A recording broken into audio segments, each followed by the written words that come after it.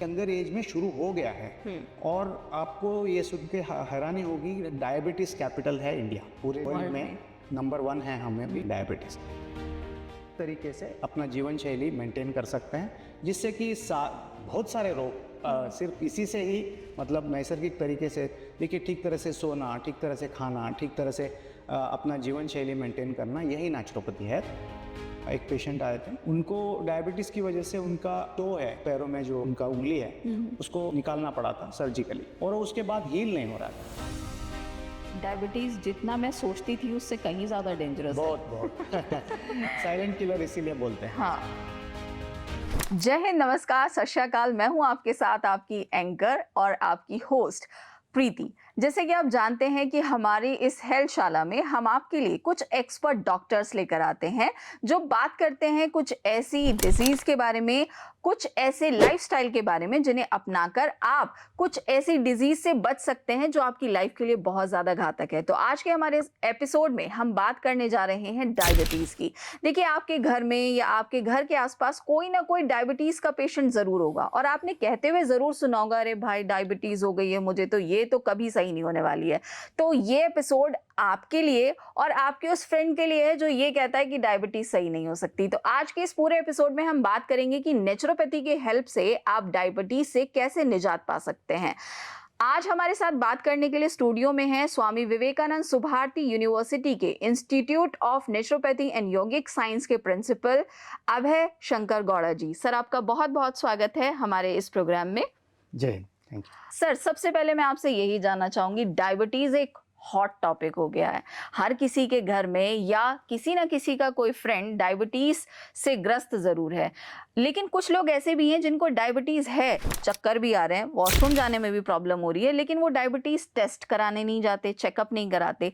तो क्या कुछ अर्ली सिम्टम्स आप हमें बता सकते हैं? देखिए, डायबिटीज 2 तरीके के होते हैं, टाइप 1 और टाइप 2। टाइप 1 जो है बहुत कम लोगों में पाया जाता है, और टाइप 2 जो है वो नॉन इंसुलिन डिपेंडेंट होता है, जो कि मेनली जीवन शैली से आता है। जो टाइप 1 है वो, उसमें जीवन शैली का इतना महत्व नहीं होता, वो अंदर से ही जो सिस्टम मैकेनिज्म है वहाँ पे प्रॉब्लम होता है, वहाँ पे जहाँ इंसुलिन प्रोडक्शन होता है उसके लिए। तो टाइप 2 डायबिटीज़ जो है 95% लोगों में, टाइप 2 डायबिटीज़ जो हम रोज़मर्रा की ज़िंदगी में अभी देखते हैं, वो टाइप 2 डायबिटीज़ होता है।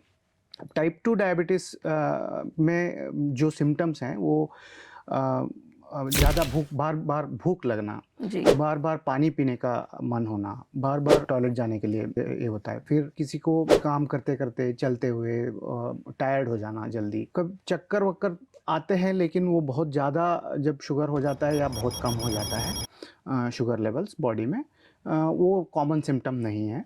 जैसे कुछ लोगों को इवन सिर दर्द भी आ सकता है। तो अगर फ्रीक्वेंटली ये चीज़ें हो रही हैं तो उनको एक बार शुगर चेक करना ज़रूरी है। अब बहुत बार ऐसा होता है कि ये कोई सिम्टम भी नहीं होता है। हाँ। कभी-कभी अचानक से वो किसी और वजह से हेल्थ चेकअप करने जाते हैं तो उनको पता लगता है कि मुझे शुगर बढ़ा हुआ है, डायबिटीज़ बढ़ा हुआ है।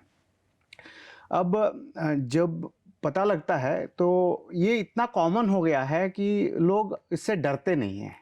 प्रॉब्लम ये है कि जैसे मान लीजिए हार्ट के डिसीजेस में जी। छाती में दर्द होना या फिर सांस फूलना, ये जब होता है तो लोग डर जाते हैं।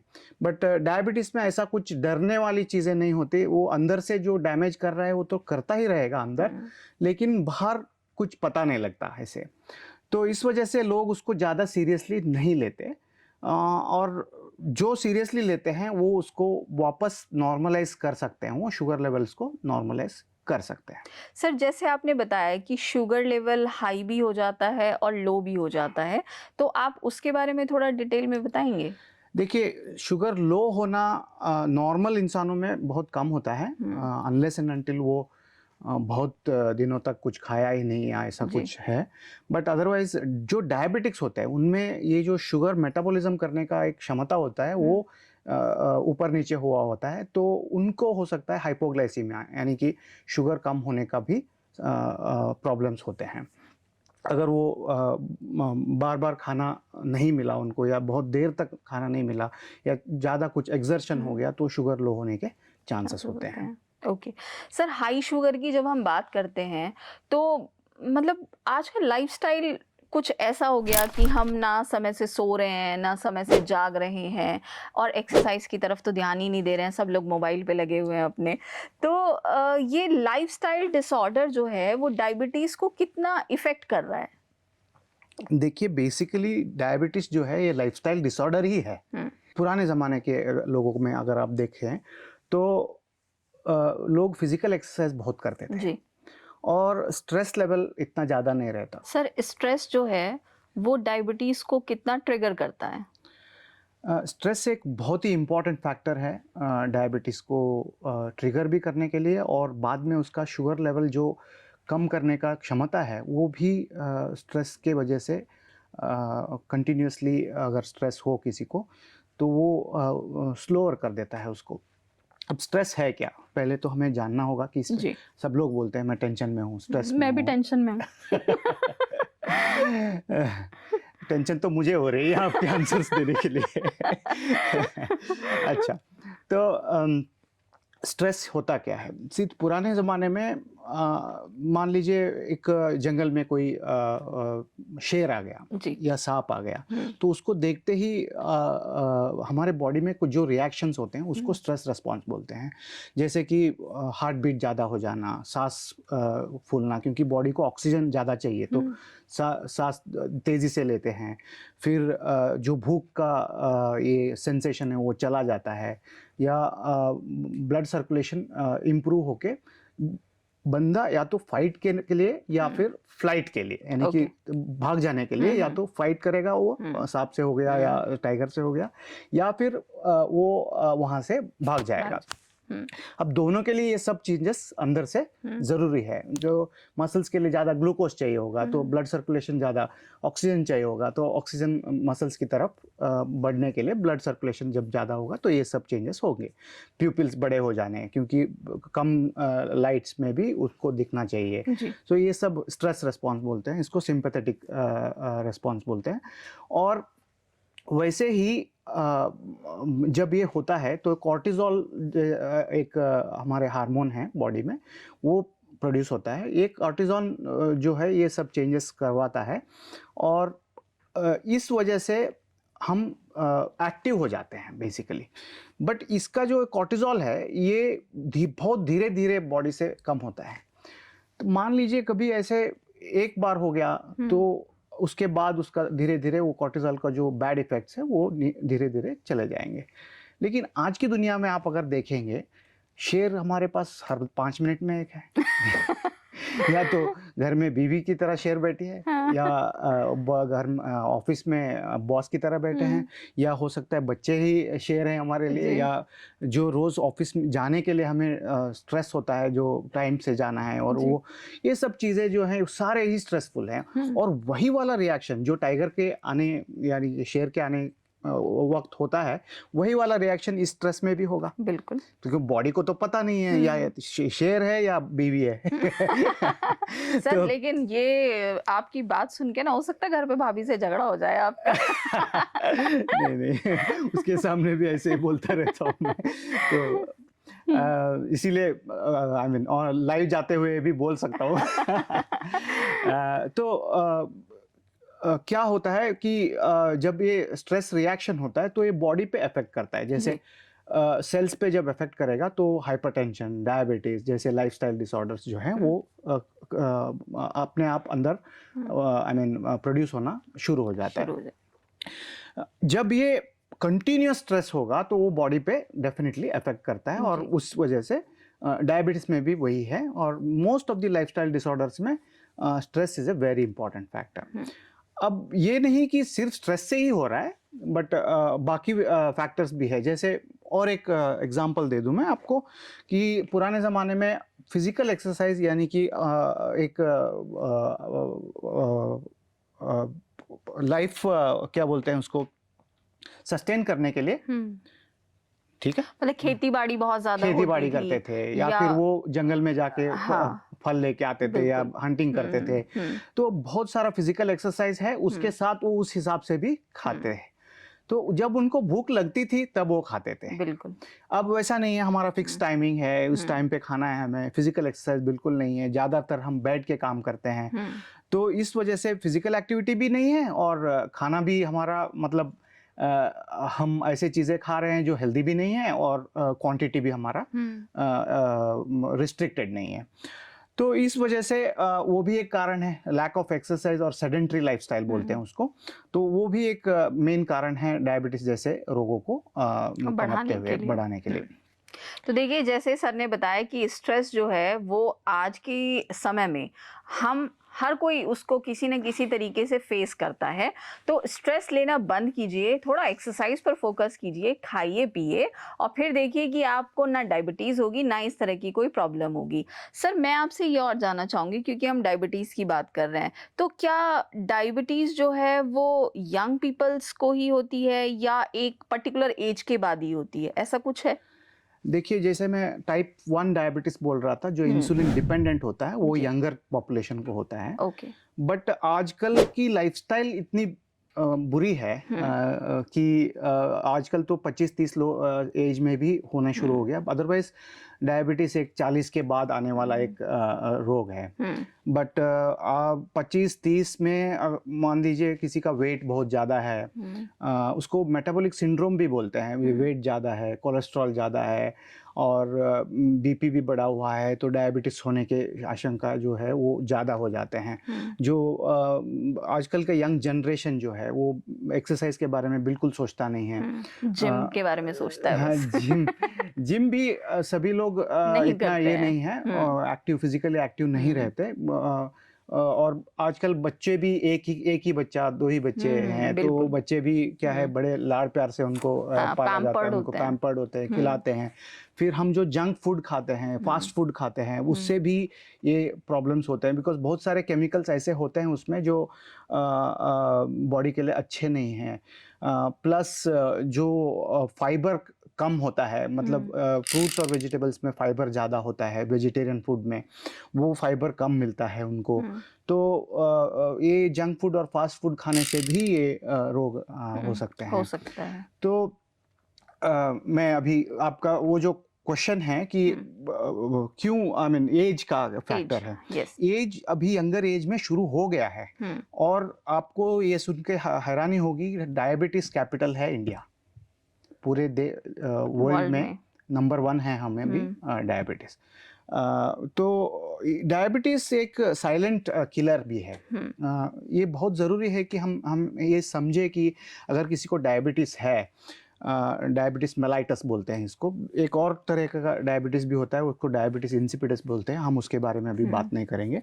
डायबिटीज़ मेलाइटस जो कॉमनली अभी पाया जाता है उसके बारे में हम बात कर रहे हैं।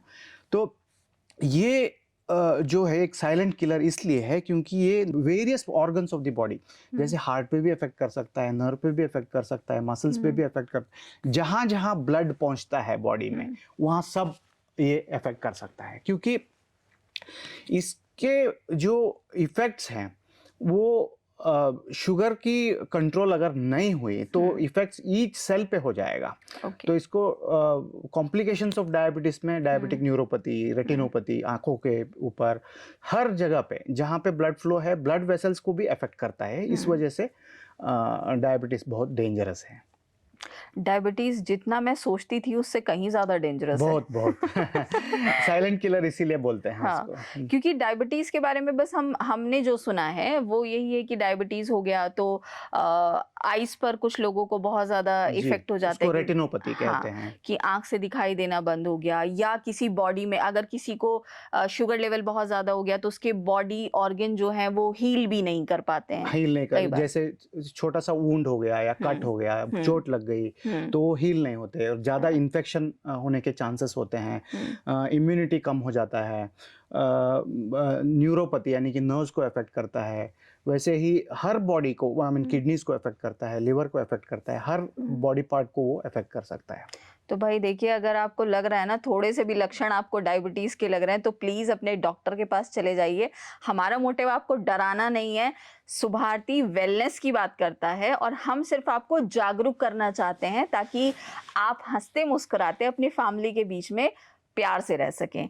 सर, क्योंकि आप एक नेचुरोपैथी एक्सपर्ट हैं, तो मैं आपसे ये जानना चाहती हूँ कि डायबिटीज़ का जो इलाज है, वो नेचुरोपैथी में कैसे पॉसिबल है? देखिए अभी मैंने पहले तो डरा दिया सबको तो पहले उनको बता दूं मैं हाँ, कि इतना भी डरने की बात भी जी। नहीं है। अगर वो रेगुलर तरीके से अपना जीवन शैली सही कर ले तो शुगर लेवल को भी नॉर्मल रख सकते हैं और रिवर्स भी कर सकते हैं। हुँ, अपना वेट नियंत्रण में रखना है, डाइट ठीक से लेना है, स्ट्रेस मैनेजमेंट, योगा मेडिटेशन से स्ट्रेस मैनेजमेंट करना है। जो हाई फाइबर डाइट हो या जो खाना खा रहे हैं तो खाना खाते वक्त हाई ग्लाइसेमिक इंडेक्स वाले फूड होते हैं उनको अवॉइड करके जो हाई फाइबर वाले फूड हो उनको वो लेंगे तो बहुत ही अच्छा होगा। प्लस वो स्वीट्स तो अवॉइड करना ही होगा उनको। स्वीट्स जो जितना हो सके उतना। हुँ, ऐसा नहीं है कि वो बिल्कुल ही नहीं खा सकते, कभी कभी एक छोटा सा पीस खा सकते हैं, बट वही है जितना अवॉइड करेंगे उतना अच्छा अच्छा है। होगा। तो नेचुरोपैथी में आप जो पूछ रहे थे, जी, तो नेचुरोपैथी है ही एक रिटर्न टू नेचर बोलते हैं हम। बेसिक हमारा थ्योरी है कि हम नेचर से बहुत दूर चले गए हैं, तो उसे हम सिखाते हैं वहाँ नेचुरोपैथी में कि कैसे हम एक नैसर्गिक तरीके से अपना जीवन शैली मेंटेन कर सकते हैं, जिससे कि बहुत सारे रोग हुँ, सिर्फ इसी से ही, मतलब नैसर्गिक तरीके से, देखिए ठीक तरह से सोना, ठीक तरह से खाना, ठीक तरह से अपना जीवन शैली मेंटेन करना, यही नेचुरोपैथी है। तो हुँ, इससे बहुत फ़ायदा होता है। और जैसे वेट को नियंत्रण रखने में नेचुरोपैथी बहुत हेल्प करता है, जो डायबिटीज़ का एक कारण है। वो सही वाला खाना जो खाना चाहिए, कब खाना चाहिए, कैसे खाना चाहिए, ये सब हम उनको ट्रेन करते हैं। तो इस हुँ। वजह से नेचुरोपैथी और योग जैसा जीवन शैली जो है वो बहुत ही फ़ायदेमंद होगा। सर, जैसे कि आपने नेचुरोपैथी के बारे में बात की कि नेचुरोपैथी जो है वो एक हेल्दियर लाइफ़स्टाइल जो है वो लोगों को सिखाने की कोशिश करता है। तो अगर हम ये कहें कि किसी के वेट को हमें कम करना है, तो नेचुरोपैथी में आप उनको क्या सजेस्ट करते हैं? देखिए रेगुलर एक्सरसाइज हुँ, एक बहुत ज़रूरी चीज़ है वेट रिडक्शन के लिए, फिजिकल एक्टिविटी। उसके अलावा सही तरीके का खाना खाना, और सही तरीके से और तरीके का खाना, हुँ, दोनों बहुत ज़रूरी है। तो हाई कार्बोहाइड्रेट्स को अवॉइड करते हैं, फैट्स को अवॉइड करते हैं, थोड़ा प्रोटीन, नेचुरली अवेलेबल प्रोटीन्स और हाई फाइबर डाइट अगर हम यूज़ करें। इवन खाने में भी जो हम जंक फूड्स हैं वो तो हम बिल्कुल मना करते अवॉइड हैं, करते हैं। अवॉइड करते हैं। हुँ, फास्ट फूड हम नहीं करते, फ्राइड फूड को अवॉइड करते हैं, जितना हो सके उतना बॉइल्ड फूड और रोस्टेड फूड ऐसे वाले खाने जो हैं वो हम प्रेफर करते हैं। यही तो डाइटिंग होता हुँ, हुँ, है हुँ। वेट लॉस के लिए। बिल्कुल। तो नेचुरली जितना हम कर सकते हैं वो हम कर हुँ, सकते हैं नेचुरोपैथी हुँ, में वेट लॉस के लिए। इसके अलावा देखिए सिर्फ एक्सरसाइज ही नहीं, योगा और मेडिटेशन भी बहुत ज़रूरी है, क्योंकि मैं बता रहा हुँ, था हुँ। आपको stress is a very important factor yes. For all this. तो स्ट्रेस रिडक्शन के लिए योगा बहुत ज़रूरी है। और लॉन्ग टर्म में देखा गया है कि योगासन करने से, प्राणायाम करने से वेट नियंत्रण में रहता है हुँ, और बढ़ता नहीं है। ओके। अगर मान लीजिए कोई एक्सरसाइज कर रहा है, सडनली उसने एक्सरसाइज छोड़ दिया, तब भी वेट ज़्यादा होता है, हुँ, लेकिन हुँ, योगा छोड़ने से वो नहीं होता ऐसे। ओके। बहुत सारे फ़ायदे भी होते हैं हुँ। उसके अलावा। योगा करने से तो बहुत फ़ायदे होते हाँ, हैं जी, ख़ैर। जी। और क्योंकि योगा जो है वो भारत से ही शुरू हुआ था, लेकिन बीच में हमने उसे छोड़ दिया। जी। जब प्रधानमंत्री नरेंद्र मोदी ने वापस उसको लोगों की जीवन शैली में लाने की जो है कोशिश की, तो वापस से हम योगा की तरफ आए, नेचुरोपैथी की तरफ आए और कोविड ने हमें बहुत कुछ वापस से अपनी भारतीय ज्ञान परंपरा की तरफ लौटने के लिए मजबूर किया कि अगर हम एक हैप्पी, एक हेल्थियर लाइफ़ चाहते हैं, तो हमें अपने ट्रेडिशन को वापस से अपनाना पड़ेगा। सर, हम नेचुरोपैथी की बात कर रहे हैं। नेचुरोपैथी में आपने वेट के लिए बताया। आप हमें बता सकते हैं कि आपने हमें बताया कि अच्छी तरीके से नींद लेना भी बहुत इम्पोर्टेंट है। जी। लेकिन आज के समय में इतनी भाग-दौड़ है, ठीक है? बॉस हमारे शेर की तरह सर पे खड़े हैं, ठीक है? घर में भी बहुत स्ट्रेस है। तो उस स्ट्रेस को हम अपनी बॉडी से निकाल के मतलब कैसे हम एक अच्छी नींद ले सकते हैं? कुछ अफ़र्मेशंस या कुछ ऐसा? देखिए, अच्छी नींद के लिए एक रिलैक्स्ड माइंड होना बहुत ज़रूरी है। जी। ऑफ कोर्स नींद की चाहिए क्यों? हमारे हुँ, बॉडी के जो थकान है उसको मिटाने के लिए हमें नींद चाहिए। तो इसके लिए जब रिलैक्स करना होगा हमें, तो जो ये थॉट प्रोसेस है हमारे बॉडी में, जी। जो हमारा माइंड हमेशा एक रनिंग ट्रेन है। हुँ, वो हमेशा कुछ ना कुछ सोचता रहता है, कुछ थॉट्स उसको आते हैं। उन थॉट्स को हमें जब रोक देते हैं तो हमें अच्छी तरह से नींद आएगा। हुँ। तो इसके लिए एक तो जैसे आजकल जिनको नींद नहीं आता वो 500 से वो उल्टा गिनती करना। अच्छा। तो वो कॉन्संट्रेट वो गिनती पे चला जाएगा, हुँ, instead hmm, of that all those unwanted thoughts वो हुँ, गिनती पे चला जाएगा। 500 से वो उल्टा गिनते गिनते गिनते उसको नींद आ जाएगी। हुँ, या फिर डीप ब्रीदिंग करना। हुँ, डीप ब्रीदिंग, हम अपने सांस को हम ऑब्जर्व करें, ये नहीं कि हम सांस को बदल रहे हैं। डीप सांस लेना है और उसको ऑब्जर्व करना है, जैसे वो अंदर जाता है और बाहर आता है, या पेट हमारा ऊपर नीचे आता है, उसके साथ छाती फूलता है, तो उसको ऑब्जर्व करना। ये भी एक अच्छा तरीका है जल्दी नींद आने के लिए। और पॉजिटिव थॉट्स और even prayer is a very important, yes. Spiritualism, hmm, prayer is very important कि हम अपने हेल्थ को मेंटेन कर पाएँ। अ अ, मैं वही बता रहा था आपको, मैं एक चीज़ भूल गया आपको जब हुँ, डाइट के बारे में बता रहा था, डायबिटीज़ के लिए। कुछ घर में उपलब्ध होने वाले बहुत आसान सी चीज़ें होते हैं, जैसे हुँ, मेथी होता है। हुँ, हुँ, मेथी को आप मेथी दाने को रात को भिगो के उसको सुबह अगर कच्चा खाएँगे, तो वो बहुत लाभदायक होगा। मेथी का पाउडर जो थोड़ा-सा भून के उसको पाउडर बना के हुँ, हुँ। सुबह, दोपहर, शाम को 1-1 चम्मच पानी में डाल के, थोड़ा कड़वा होता है सभी लोगों को पसंद नहीं हुँ, आएगा, लेकिन वो बहुत हेल्पफुल है। सिंपल तरीके हैं जो घर में आसानी से मिल हुँ, सकते हैं। बिल्कुल। और इससे क्या होगा कि अगर मान लीजिए कोई मेडिसिन भी ले रहा है शुगर हुँ, के लिए, आई मीन डायबिटीज़ के लिए, हुँ, तो वो मेडिसिन की मात्रा जो है वो कम कर सकता है। ओके। उसका एक तो कॉस्ट ऑफ मेडिकेशन कम हो जाएगा उसका, हुँ, दूसरा जो मेडिसिन से बैड इफ़ेक्ट्स होते हैं, जो हुँ, साइड इफ़ेक्ट्स होते हैं, वो भी वो कम कर सकता है। इसी तरह से अगर देखिए, डायबिटीज़ के साथ यूजुअली ट्राइग्लिसराइड्स और लिपिड लेवल्स भी, हमारे वो हुँ, कोलेस्ट्रॉल भी ऊपर-नीचे होता है।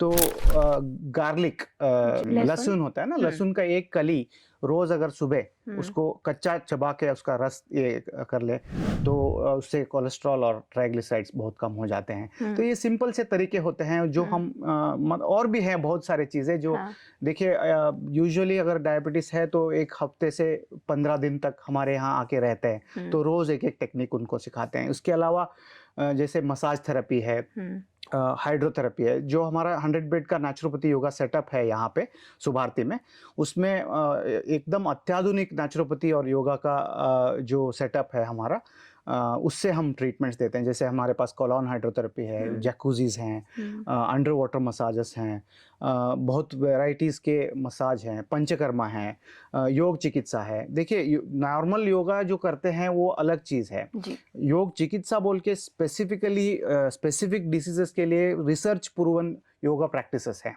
जैसे ब्लड प्रेशर के लिए अलग होता है, डायबिटीज़ के लिए अलग होता है, तो अलग-अलग प्रैक्टिसेस वो करते हैं। इवन वेट लॉस के लिए अलग योगा होता है। तो वो वाला सब सिखाते हैं हम यहाँ पे।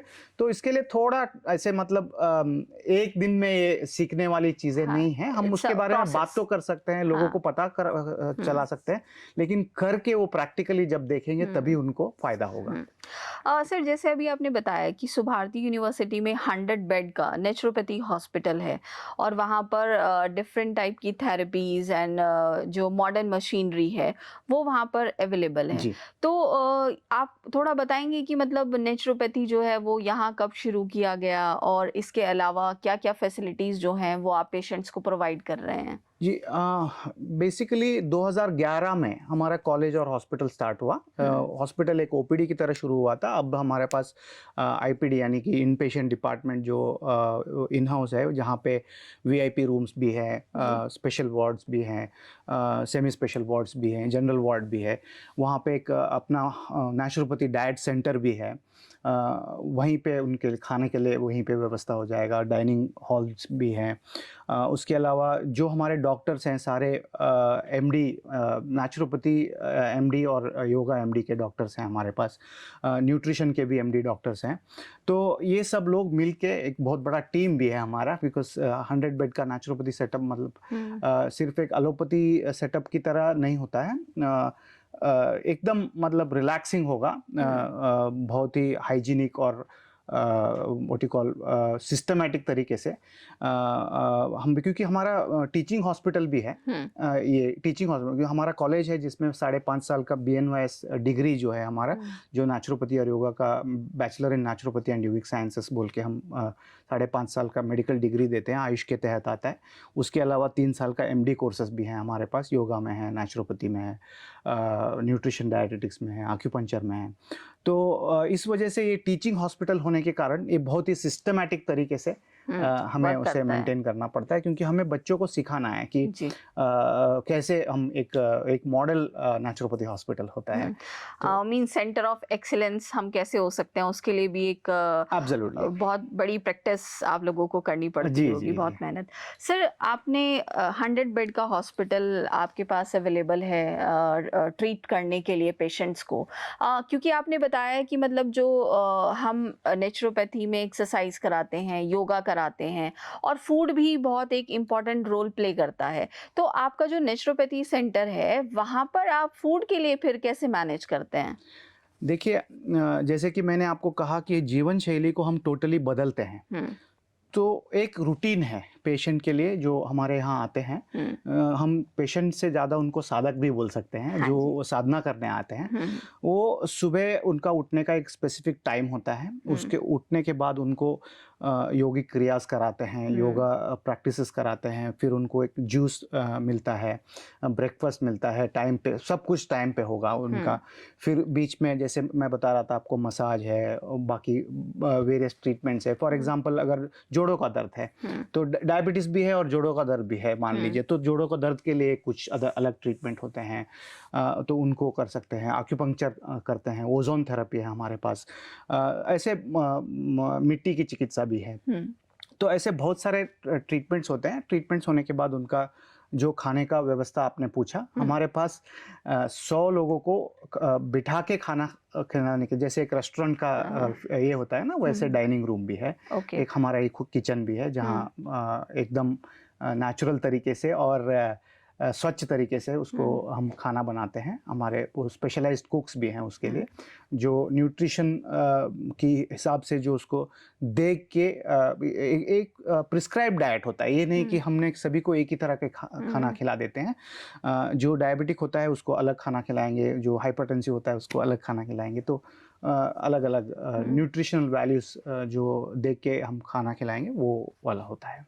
मीन्स आप जो है एक ऐसा आपने डिज़ाइन किया हुआ है कि ट्रीटमेंट भी वहीं पर होगा और उनको वो पूरी फैसिलिटी वहाँ पर मिलेगी कि अगर कोई पेशेंट आपके हॉस्पिटल आता है तो उसका पूरा ट्रीटमेंट जो है वो मतलब वहाँ पर साधना करे और एक हेल्दियर लाइफ को अपना कर ही सुभारती की यादें लेकर अपने साथ जाए। जी, एक बहुत अच्छा फीलिंग देने वाला जेल है हमारा। एक हेल्दी फीलिंग देने वाला जेल है, मतलब एक बार अंदर आएगा तो डिस्चार्ज होने के बाद ही बाहर जाएगा, तब तक हम उसका पूरा ख्याल रखते हैं। पूरा ख्याल मतलब मान लीजिए किसी को अगर उसके साथ रहने के लिए किसी को मुश्किल है, कोई एज्ड है, तो उनका भी हम खुद से ख्याल रखते हैं। हमें मतलब उतना व्यवस्था है और रहने के फैसिलिटीज़ भी अच्छे हैं। AC रूम्स भी है, नॉन AC रूम्स भी है, तो सभी तरह के व्यवस्था। जो अंदर आ गया तो उसको अच्छा सा एक ट्रीटमेंट भी मिलेगा, खाना भी मिलेगा, रहने को भी मिलेगा।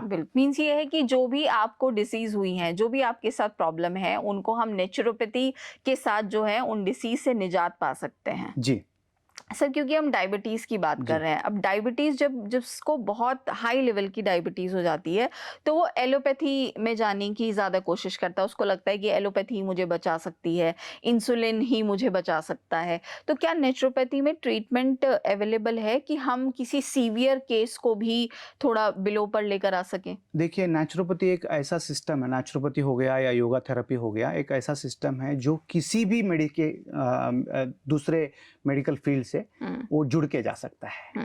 देखिए इंटीग्रेटेड अप्रोच है, जो होलिस्टिक अप्रोच और इंटीग्रेटेड अप्रोच आजकल यूएस में भी प्रैक्टिस किया जाता है, वो हम नेचुरोपैथी के साथ बहुत खूबी की तरह से हम उसको इंटीग्रेट कर सकते हैं। ये इसलिए, मान लीजिए कोई इंसुलिन ले रहा है तो उसके साथ साथ एक्सरसाइज करेगा तो उसका तो कोई प्रॉब्लम है ही नहीं, बिल्कुल उसके नहीं साथ साथ वो डाइट अच्छा उसका बना लेगा तो उसका कोई प्रॉब्लम नहीं है। जो ये होलिस्टिक और इंटीग्रेटेड अप्रोच है, इसमें क्या होता है कि जो मेडिसिन ले रहे हैं, इंसुलिन ले रहे हैं, उसके साथ साथ हम नेचुरोपैथी डाइट यूज़ कर सकते हैं, साथ साथ एक्सरसाइज, साथ साथ योगा कर सकते हैं, जिस वजह से देखिए अगर कोई इंसुलिन ले रहा है उसके साथ साथ अगर मेथी भी ले, जैसे मैं बोल रहा था आपको, तो उसमें तो कोई प्रॉब्लम नहीं होगा।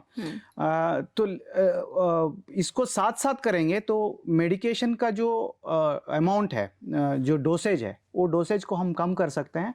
इससे फ़ायदा ये होगा कि एक तो कॉस्ट ऑफ मेडिकेशन कम हो जाएगा, दूसरा जो बैड इफ़ेक्ट्स हैं, साइड इफ़ेक्ट्स हैं मेडिसिन के, वो कम हो जाएंगे। बिल्कुल। तो इस वजह से ये बहुत ही अच्छा एक सिस्टम है नेचुरोपैथी और योगा का, जो हर सारे मान लीजिए कोई आयुर्वेदिक मेडिसिन ले रहा है उसके साथ भी चला जाएगा, कोई होम्योपैथिक ले रहा है उसके साथ भी जुड़ जाएगा। तो एक बहुत ही मतलब एडजस्टेबल अप्रोच है नेचुरोपैथी और योगा। सर, जैसे आपने मेथी दाने के बारे में बताया, जी। एक मैंने ये भी सुना है कि डेली करेले का जूस पी लो तो डायबिटीज सही हो जाएगी। Is it true?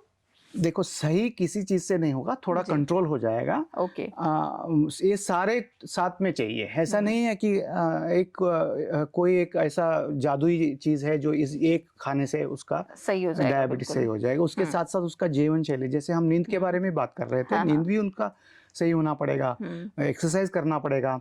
तो ये सब मिला के एक होलिस्टिक अप्रोच बोलते हैं ना, ये सब मिला के ही हो पाएगा। करेला बेनिफिशियल है, बट बहुत ज्यादा करेला भी यूज नहीं करना चाहिए बोलते हैं। थोड़े से आई मीन लिमिट में उसको ये करना है। मींस 3 मंथ्स हम उसको रेगुलर फॉलो कर लें, फिर 1 मंथ गैप करके फिर 3 मंथ्स फॉलो कर लें? ऐसे भी नहीं, मान लीजिए थोड़ा सा लेना है उसको, क्वांटिटी थोड़ा लेना है, जो लंबा ग्लास में जूस करता है ना, वो वाला नहीं है, क्वांटिटी थोड़ा थोड़ा करना है। उससे उसके साथ मेथी, फिर जैसे मैंने गार्लिक बोला था, क्लोव्स गार्लिक, उसके साथ एक्सरसाइज, ये सब साथ में ही होगा। अच्छा, क्या जामुन से भी डायबिटीज कंट्रोल होता है? जामुन से भी डायबिटीज कंट्रोल होता है, उसके बीज के पाउडर यूज करते हैं, तो वो भी बहुत ही हेल्पफुल है।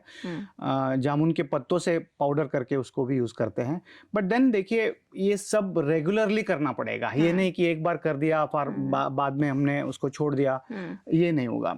तो उसको उससे अच्छा है जो हम नेचुरोपैथी योगा का बोलते हैं, ये जीवन शैली को ये बदल देगा आपका। तो उस वजह से आपका शुगर इन चीजों से, आई मीन ये तो फायदेमंद है ही, हमारा आयुर्वेद के जो गुण हैं, जो हर्ब यूज करते हैं हम, वो तो डेफिनेटली फायदा करता है। लेकिन उसके साथ साथ अगर ये जो मैं बोल रहा हूँ आपको, जीवन शैली अगर ये कर दे तो बाकी रोग भी नहीं आएंगे, जैसे ब्लड प्रेशर ज्यादा होना होगा, या हार्ट डिसीज होगा, या घुटनों में दर्द होना होता है, या पीठ में दर्द होना होता है, इनको भी हम रोक सकते हैं अगर जीवन शैली ही सही कर एक लाइफस्टाइल अगर हमारी हेल्दियर और अच्छी हो जाए तो हम ये सब कंट्रोल कर सकते हैं।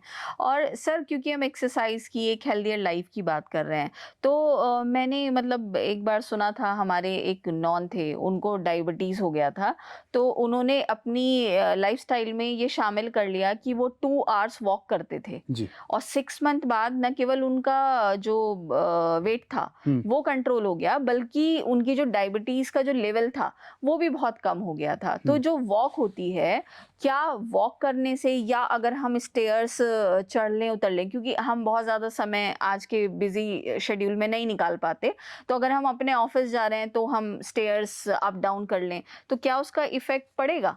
देखिए, फिजिकल एक्टिविटी बहुत बहुत ज़रूरी है, जैसे कि मैं बता रहा था आपको, एक्सरसाइज करना बहुत बहुत ज़रूरी है। वॉकिंग भी एक एक्सरसाइज ही है।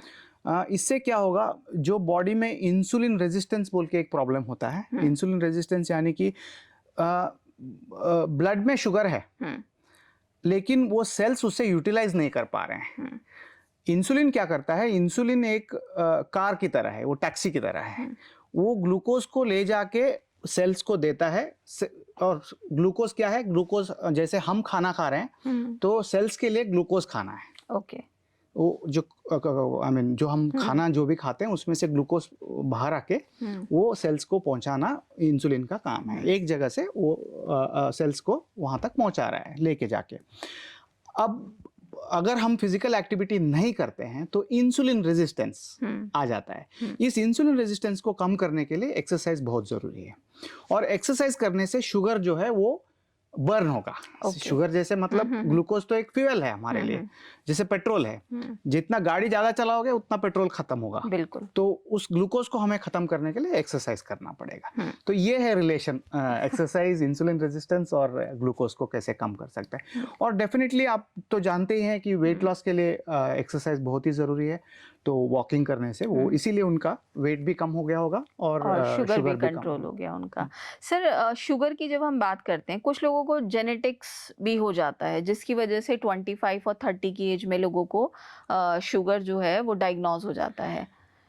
अगर कहते हैं कि दोनों पेरेंट्स डायबिटिक हैं तो बहुत जल्दी आने का संकेत आई मीन ये होता है, चांसेस होते हैं। ओके।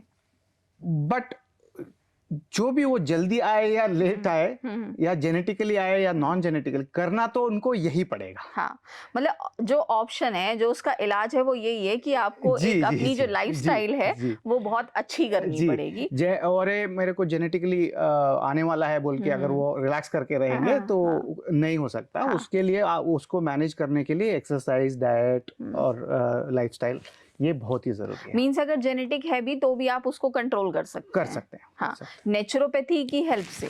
नेचुरोपैथी हो गया, एलोपैथी हो गया या जैसे भी हो गया, बट करने के लिए नेचुरोपैथी बहुत हेल्पफुल रहेगा कि वो बहुत जल्दी और लॉन्ग टर्म पे उसको कंट्रोल करने के लिए। यहाँ मेरे माइंड में एक क्वेश्चन आता है, just suppose mother and father दोनों ही डायबिटिक हैं, ठीक है, और सामने जो पर्सन है उसको ये लग रहा है कि उसको भी चांसेस हैं कि डायबिटीज उसको हो सकती है, तो क्या वो नेचुरोपैथी को फॉलो करते हुए, अपने एक हेल्दियर लाइफस्टाइल को फॉलो करते हुए बच सकता है कि उसको शुगर ही ना हो? एब्सोल्युटली, वो प्रिवेंशन कर सकता है। अपना हेल्दी लाइफस्टाइल अगर वो मेंटेन कर ले, proper exercise, proper stress management, अभी योगा मेडिटेशन से जितना अच्छा स्ट्रेस मैनेजमेंट होगा वो किसी से नहीं होगा, ये प्रूवन भी है। There are lot of meditation techniques, जैसे साइक्लिक मेडिटेशन टेक्निक हो गया या सिंपल मेडिटेशन टेक्निक्स जैसे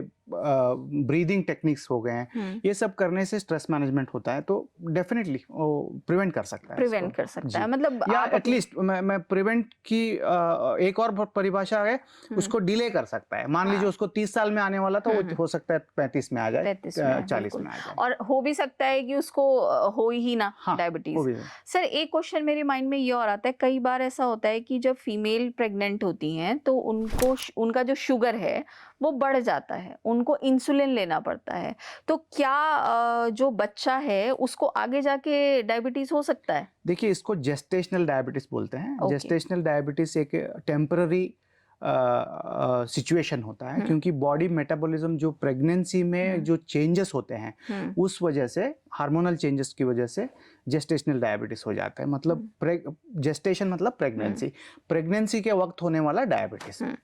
अब ये कभी कभी तो रिवर्स हो जाता है, और कभी कभी अगर लाइफस्टाइल ठीक ना हो तो एक परमानेंटली रह जाएगा माँ के साथ। ओके।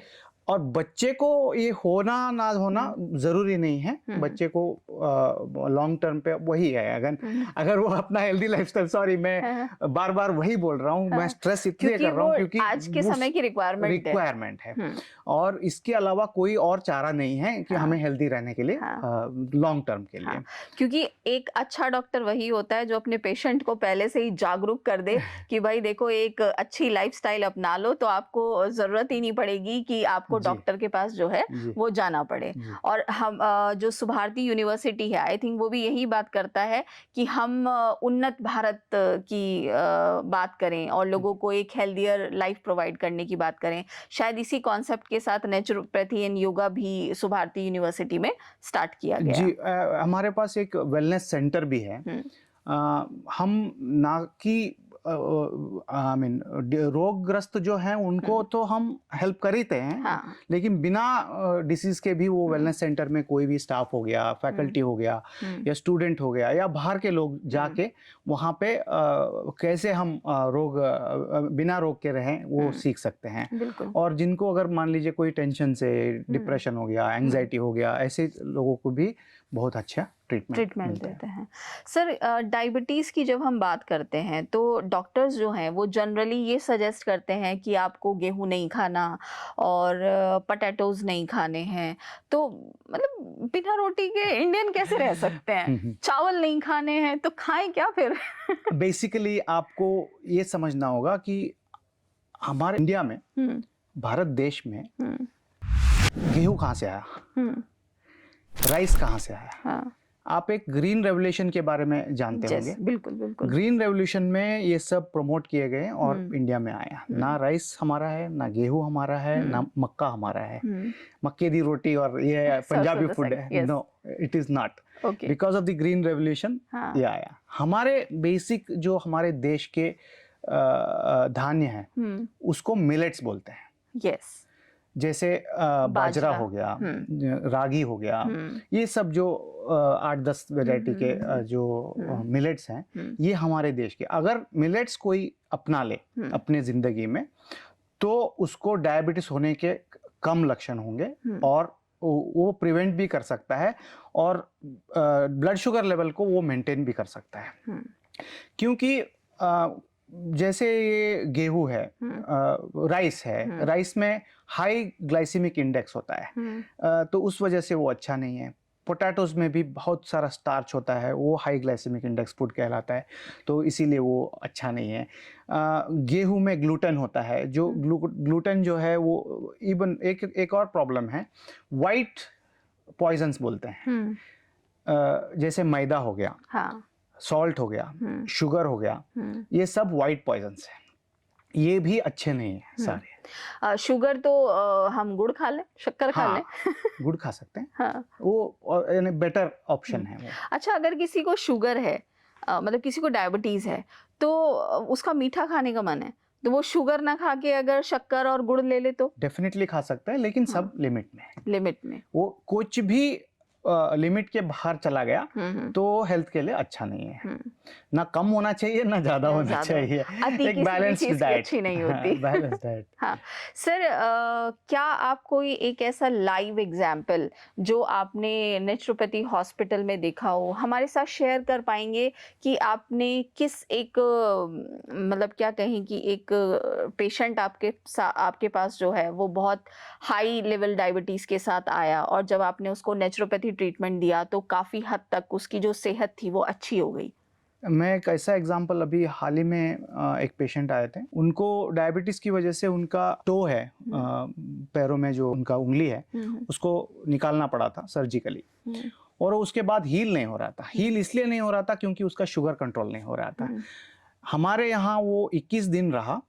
21 दिन रहने के बाद उसका जो ये हीलिंग जो है वो बहुत अच्छा स्टार्ट हो गया। उसका जो सर्जिकल वुंड था वो हील हो गया और उस पर स्किन आ गया और उसकी शुगर लेवल बहुत आई मीन कंट्रोल में आया। और उसके बाद वो उसको इतना अच्छा लगा कि वो 1 महीने के बाद दोबारा आया हमारे पास। और वो थोड़े बुजुर्ग थे।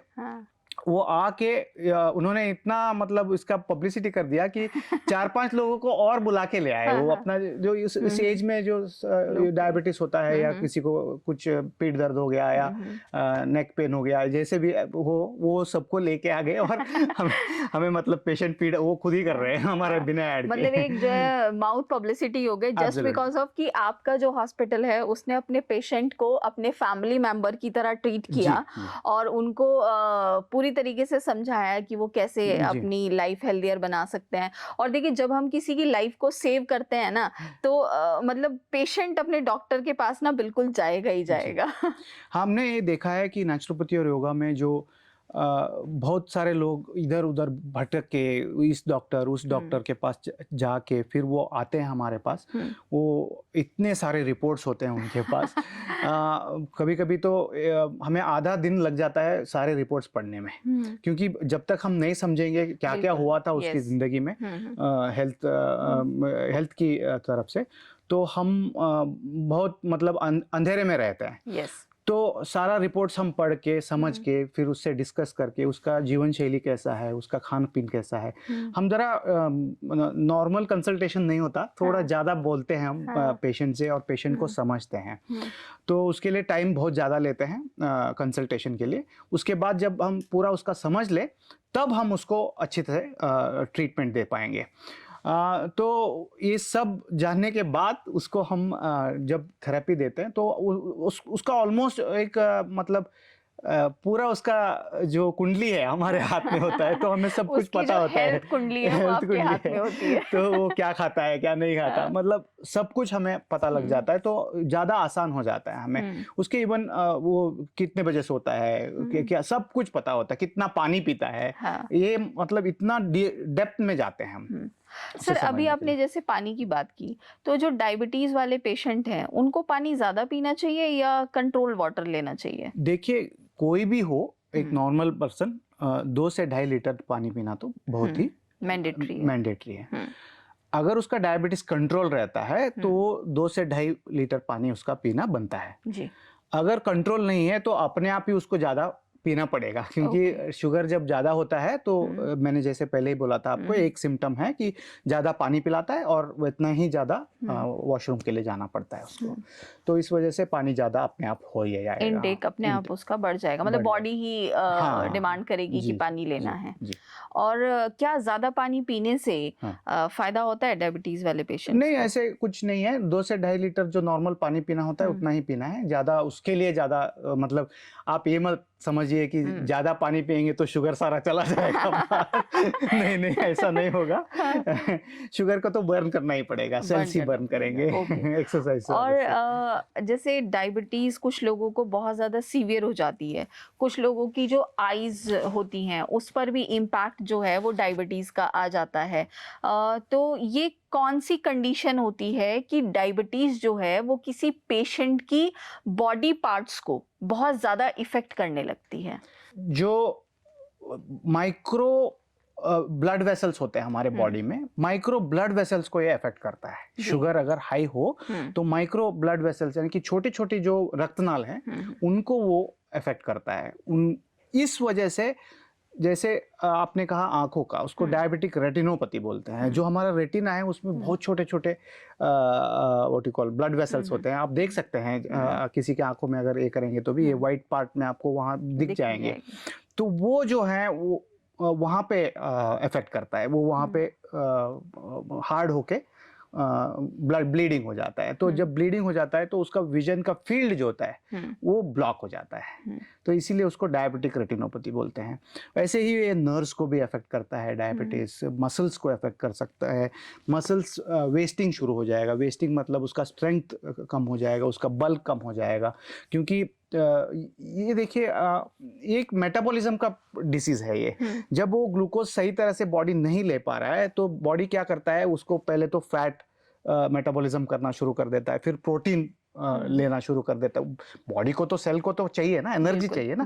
तो जब वो शुगर यूज नहीं कर पा रहा है तो वो उसका ऑल्टरनेट मेथड्स क्या है उसको शुरू कर देता है। तो इस वजह से प्रोटीन डिप्लीशन भी होना शुरू हो जाता है। किडनी पे इफेक्ट होता है। ऐसे मतलब हर एक ऑर्गन पे जहां जहां ब्लड पहुंच सकती है वहां पे इफेक्ट हो जाएगा। सर योगा एंड आसन्स जो हैं, पंचकर्मा है, और नेचुरोपैथी में आपने और भी बहुत सी चीज़ें बताई कि हम एक हैप्पी, एक हेल्दियर लाइफ अपना सकते हैं।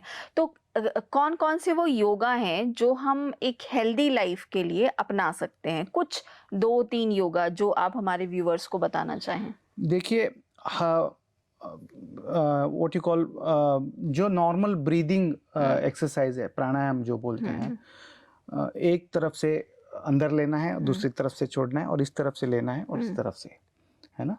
वो एक बहुत ही आसान तरीका है जी, जो हमारे प्राणायाम है। उसके अलावा भ्रामरी प्राणायाम है, जो हम कानों को बंद करना है, हमें जी। डीप ब्रीथ करना है और गले से जैसे भंवरा साउंड करता है ना, मकार को उच्चार करना है अंदर ही अंदर, तो वो बहुत रिलैक्सिंग होता है। इसके अलावा डीप ब्रीदिंग, आप चुपचाप बैठ के कुछ नहीं, बस आई मीन चेंज नहीं करना है हमें, जो नॉर्मल ब्रीदिंग हो रहा है उस ब्रीदिंग को ऑब्जर्व करना है हमें। प्लस हम जितना डीपली ब्रीथ कर पाएं, जितना स्लोली ब्रीथ कर पाएं, वो बहुत अच्छा एक मेथड है। रिलैक्सेशन के लिए भी हो गया और हेल्थ के लिए भी हो गया।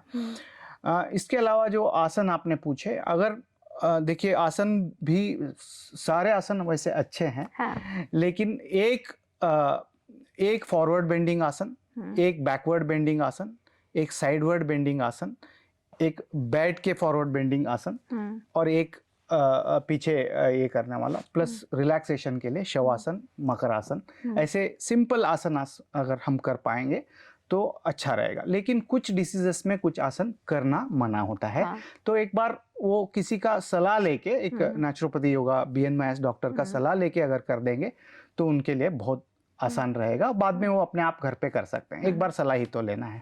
बिल्कुल। तो वो ज़रूरी है, क्योंकि फॉर एग्जांपल कुछ बैक पेन्स में आगे नहीं झुकना है, कुछ बैक पेन्स में पीछे नहीं झुकना है।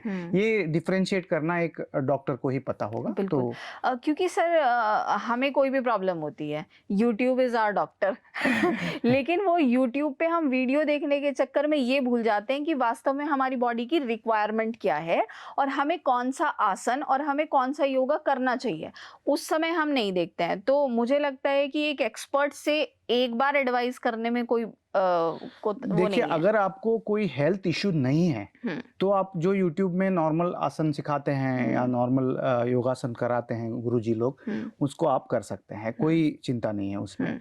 लेकिन एक्सट्रीम नहीं जाना चाहिए आपको, रोज प्रैक्टिस धीरे धीरे करके बाद में आप, क्योंकि आप हो सकता है मसल टैर कर पाए, कर ले, या कुछ जोड़ों में कुछ प्रॉब्लम हो जाए, तो इसलिए आपको धीरे धीरे से उसको प्रैक्टिस करना है और बाद में वो जो एडवांस पोजेस हैं वो बाद में कर सकते हैं। उसके लिए चाहिए तो आप स्पेशल ट्रेनिंग लेना बेहतर है किसी एक्सपर्ट का।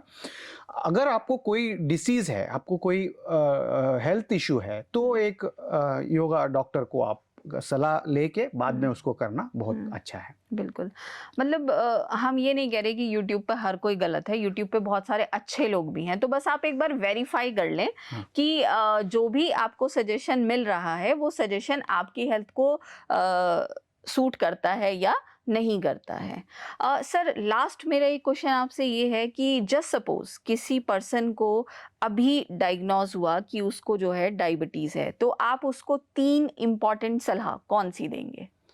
सबसे पहले तो उसको एक नेचुरोपैथी डॉक्टर को जाके मिलने के लिए बोलूँगा। बिल्कुल। वो भी एक BNYS डॉक्टर, जो bachelor of naturopathy and yogic sciences जिसने किया है, वो बहुत अच्छी तरह से इन चीज़ों को समझते हैं, सलाह अच्छी देंगे। मैं ये नहीं कह रहा हूँ कि वो मेरे पास आए, मेरे हॉस्पिटल में आए। वो एक नेचुरोपैथी डॉक्टर, मतलब जो अच्छा वाला डिग्री जो है, रिकॉग्नाइज्ड डिग्री है, वो BNYS है, जो अच्छी सलाह देगा। इस वजह से मैं बोल रहा हूँ। तो वहाँ जाए, वहाँ पे उसको सभी तरीके से, जैसे डायबिटीज के लिए डाइट चाहिए, लाइफस्टाइल चाहिए, कैसे रिलैक्स करना है, स्ट्रेस मैनेजमेंट चाहिए, वो सब कुछ एक जगह पे मिल जाएगा उसको। बिल्कुल, बिल्कुल। नंबर 1। नंबर 2, उसको एक्सरसाइज इमीडिएटली स्टार्ट करना चाहिए। कोई गलती नहीं है, वो कौन सा एक्सरसाइज कर रहा है, वॉकिंग ही शुरू कर दे, या जिम चला जाए, या जैसे भी उसको ट्रेडमिल पे चला जाए, साइकिलिंग कर ले, जो भी एक्सरसाइज वो स्टार्ट कर सकता है, इमीडिएटली एक्सरसाइज स्टार्ट करे। जितना हो सके उतना एक्सरसाइज शुरू करें। बिल्कुल। और खाना जो है वो एकदम लिमिट में और तोल मोल के खाना चाहिए, मैं बोल दूं, है ना। और जितना हो सके उतना वेजिटेबल्स और फ्रूट्स लें वो, मतलब high fibre diet rather than having hmm non vegetarian junk food, और ये सब अवॉइड करें। स्वीट्स तो अवॉइड करने ही पड़ेंगे। हम्म तो ये बेसिकली स्टार्ट करने के लिए है। हाँ बट अदरवाइज अगर वो इमीडिएटली अगर उसको आज पता चला कि उसका शुगर लेवल थोड़ा सा बढ़ गया है, हम्म तो इमीडिएटली अगर वो चला जाता है और अपना वेट लॉस और ये लाइफस्टाइल सब चेंज कर देता है एक नेचुरोपैथी डॉक्टर के पास जाके, तो हो सकता है उसका शुगर लेवल बिल्कुल रिवर्स हो जाए।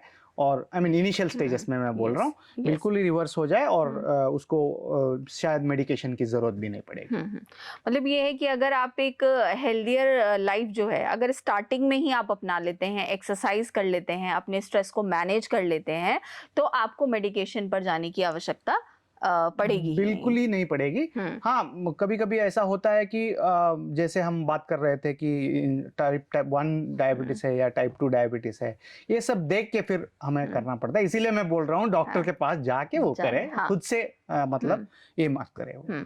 मीन्स ये है कि पहले आप एलोपैथी में थोड़ा सजेस्ट कर लें अगर डायग्नोस हो गया है, क्योंकि आप टेस्ट कराएंगे उसी में आएगा कि जी, आपको डायबिटीज हो गई है। हाँ। तो एलोपैथी जो आपको सजेस्ट कर रहा है, देन उसके साथ साथ आप नेचुरोपैथी को वैसे भी कर सकते हाँ हैं, या पहले एक बार एलोपैथी डॉक्टर तो इमीडिएटली बता ही देंगे, यस क्योंकि जैसे उनको पता चल जाएगा कि शुगर बढ़ा हुआ है, तो वो तो इमीडिएटली बोल ही देंगे वहीं पे, वो तो फॉलो करना ही है। उसके साथ साथ अगर वो एक नेचुरोपैथ को कंसल्ट कर लेते हैं, तो उसको हो सकता है आई मीन एक इंटीग्रेटिव अप्रोच से उसको जल्दी कंट्रोल में भी ला सकते हैं, और ज़्यादा साइड इफ़ेक्ट्स और जो कॉम्प्लिकेशंस हैं उसको अवॉइड कर उसको सकते हैं। अवॉइड कर सकते हैं। जी बिल्कुल, बहुत-बहुत धन्यवाद सर जी। आपका कि आपने एक शॉर्ट टाइम पीरियड में हमें डायबिटीज़ जो है वो नेचुरोपैथी से कैसे ट्रीट की जा सकती है उसके बारे में बहुत डिटेल से हमें बताया। I am very thankful to you sir. और जैसे कि मैं हमेशा बोलती हूँ कि एक अच्छा डॉक्टर वही हो सकता है जो अपने पेशेंट को अवेयर करे, डराने के बजाय। तो आप उनमें से एक डॉक्टर हैं जो अपने पेशेंट्स को अवेयर करने की कोशिश कर रहे थे कि अगर वो ये लाइफस्टाइल अपना लें तो वो जो है बहुत सारी बीमारियों से अपने आप को बचा सकते हैं। थैंक यू सो आपका मच भी सर। बहुत-बहुत बहुत धन्यवाद। बहुत जय धन्यवाद हिंद। सर। जय हिंद। आज के हमारे इस एपिसोड में इतना ही। और इस एपिसोड का क्रक्स यही है कि अगर आप डायबिटीज से बचना चाहते हैं तो आपको सबसे पहले एक स्ट्रेस फ्री लाइफ को अपनाना पड़ेगा, जिसके लिए बहुत सारे योगासन अवेलेबल हैं। अगर आपको कुछ नहीं समझ में आ रहा है तो आप स्वामी विवेकानंद सुभारती यूनिवर्सिटी के naturopathy and yogic science institute में आप कांटेक्ट कर सकते हैं। वहाँ आपको पूरी हेल्प मिलेगी कि आप कैसे एक लाइफ को अच्छा बना सकते हैं। दूसरा, अगर आप डायबिटीज से बचना चाहते हैं तो आपको क्या करना है, आपको मिलेट्स पर ज़्यादा फोकस करना है। आपको एक बैलेंस्ड जो है डाइट आपको लेनी पड़ेगी। और एक्सरसाइज तो देखिए मस्ट है, बिना एक्सरसाइज के कुछ नहीं होने वाला है। तो हमारे इस एपिसोड में इतना ही। नेक्स्ट एपिसोड में हम फिर से मिलेंगे किसी और एक्सपर्ट डॉक्टर के साथ। Bye bye.